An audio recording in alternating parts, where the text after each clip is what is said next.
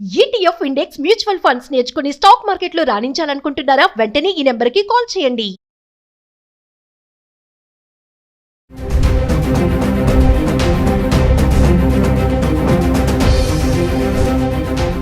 నమస్తే, welcome back to Suman TV. H1B visa fee విషయంలో వచ్చినటువంటి మార్పులతో ఇమిగ్రెంట్సే కానీ, మరి ఎవరైతే ఇండియా నుంచి అమెరికా వెళ్తున్న టూరిస్టులే కానీ, వీళ్ళందరిపైన ఇంపాక్ట్ ఎలా ఉండబోతుంది, మరి కొత్తగా వచ్చినటువంటి పేయింగ్ విజిటింగ్ గురించి మరిన్ని వివరాలు తెలియజేయడానికి మనతో పాటు అందుబాటులో ఉన్నారు 24 ఇయర్స్ నుంచి అమెరికాలో ఉంటున్నటువంటి MNC ఎగ్జిక్యూటివ్ వీరభద్ర గారు. Vote sir.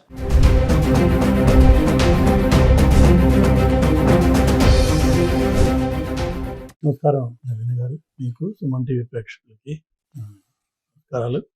ఈరోజు చాలా ఇంపార్టెంట్ అప్డేట్ గురించి మాట్లాడదాం మనం. ఏంటంటే త్వరలో వస్తోంది ఒక $250 వీసా ఇంటిగ్రిటీ ఫీజు అని చెప్పి విన్నాం మనం. అంటే ఎవరైనా సరే యూఎస్కి వీసా మీద వస్తుంటే వాళ్ళు $250 డిపాజిట్ కట్టాలి, promising that they will behave good character. And వెనక్కి వెళ్ళేటప్పుడు లేక సబ్సిక్వెంట్గా వెళ్ళిపోయిన తర్వాత there may be a process, we don't know that yet, to claim that money back. అది ఇంతకుముందు విన్నాం మనం. కానీ ఆశ్చర్యంగా అమెరికన్ హిస్టరీలో గత 25 ఏళ్లలో జరగంది నిన్న జరిగిపోయింది. ఏంటి అంటే ఒక bipartisan bill, American immigration reform bill ఒకటి పాస్ అయిపోయింది అవుట్ ఆఫ్ ద హౌస్. అంటే త్వరలో అది లాగా కూడా తయారైపోతుంది. దాంట్లో చాలా ఊహించినటువంటి మార్పులు ఇమ్మిగ్రేషన్కి జరిగినాయి. అవి చాలా important and critical for all those people that are here in America as immigrants. So ఇన్నాళ్ళు ఎలా ఉండేది అంటే ఇక్కడ citizens, green card holders which are permanent residents, and then F1s, B1s, H1B, అలానే రకరకాల ఎంప్లాయ్మెంట్ బేస్డ్ ఇమిగ్రేషన్ కేటగిరీస్ ఇవన్నీ ఉన్నాయి. వాటికి రెస్పెక్టివ్ ప్రొటెక్షన్స్, ప్రాసెసెస్ ఉండేవి. ఇప్పుడు ఏం జరిగింది అంటే as a result of this new bill, they have now clearly created 2 separate distinct classes. One is US citizens, they are separate. Everybody else, including permanent residents, are called non-citizens, and these non-citizens have zero protections. అంటే అర్థం ఏంటంటే ఇంతకు ముందు DUI అంటే driving under intoxication, driving while intoxicated, DWI, DUI అట్లా రెండు రకాల acronyms ఉన్నాయి.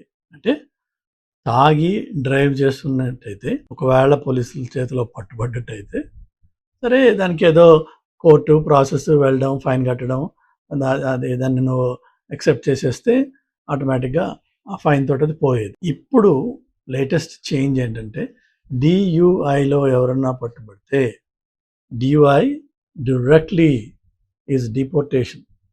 DUI equals deportation. There's no any other recourse to that. అది స్టేట్ లెవెల్లో జరిగిన, ఫెడరల్ లెవెల్లో జరిగిన, this now a federal law that overrides all state loss.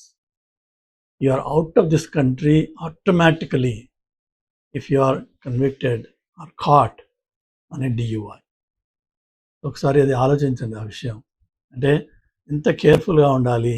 ఈ వీకెండ్స్లో కానీ వీక్ డేస్లో కానీ బార్ అండ్ రెస్టారెంట్కి వెళ్ళి బయట తాగి ఏం పర్లేదు, నాకు 2 బీర్సే, ఒక బీర్లే, ఎప్పుడో తాగాను, గంట అయిపోయింది అని చెప్పేసి ఇంటికి వెళ్తూ ఉంటే అది దాని కాన్సిక్వెన్సెస్ ఎంత సీరియస్గా ఉన్నాయి, అది ఒకటి ఆలోచించండి.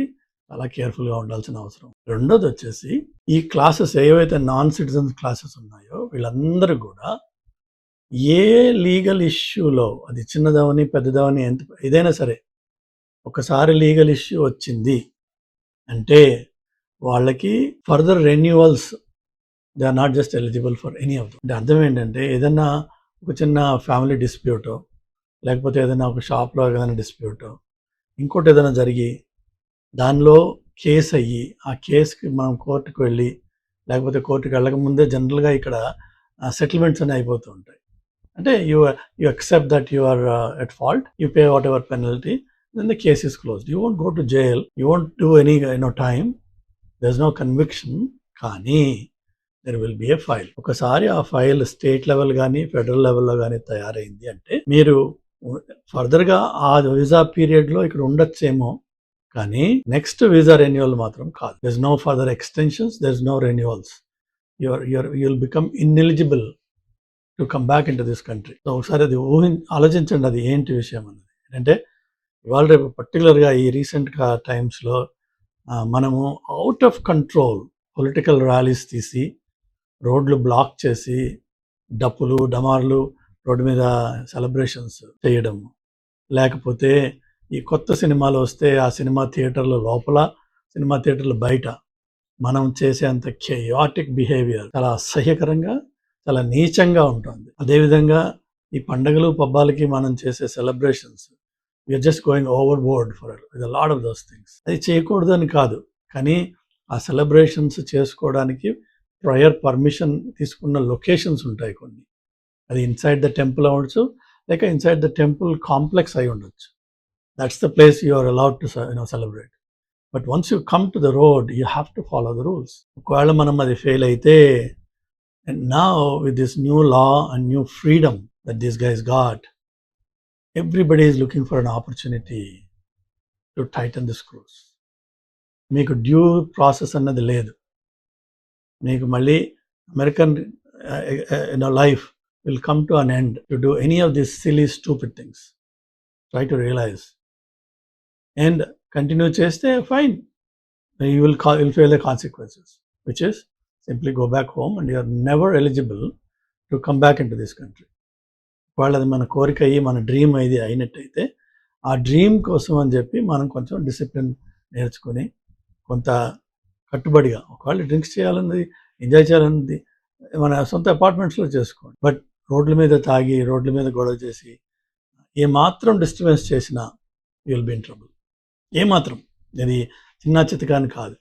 You might have gotten away so far. ఇప్పుడు దాకా మనకి పర్లేదురా, అమెరికా కూడా మన ఇండియాలానే, మన హైదరాబాద్లానే, అది ఇన్నాళ్ళు నడిచింది. అది ఈ కొత్తగా ఇప్పుడున్న సీజన్లో, ఇప్పుడున్న వాతావరణంలో ఈ కొత్త లా పాస్ అయిన తర్వాత, ఇన్ఫ్యాక్ట్ నెక్స్ట్ స్టెప్ వచ్చేసి USCIS ఏదైతే ఇమిగ్రేషన్ సర్వీసెస్ ఉందో, ఇన్నాళ్ళు వాళ్ళు మనని పిలవడము, ఇంటర్వ్యూలు చేయడము, ప్రాసెసెస్ చేయడము అట్లా ఉండేది. మనం ఒక్కోసారి ఈ గ్రీన్ కార్డ్ ప్రాసెస్ కానీ, సిటిజన్షిప్ కానీ వెళ్ళినప్పుడు అక్కడికి వెళ్ళి టెస్ట్ తీసుకుంటాము, లేకపోతే అక్కడికి వెళ్ళి ఇంటర్వ్యూ ఉంటుంది, అక్కడికి వెళ్ళి ఫింగర్ ప్రింట్స్ ఉంటాయి, ఇలా రకరకాల పనులు చేస్తూ ఉంటాం. కానీ వాళ్ళకి ఇన్ని రోజులు ఎన్ఫోర్స్మెంట్ అథారిటీ లేదు.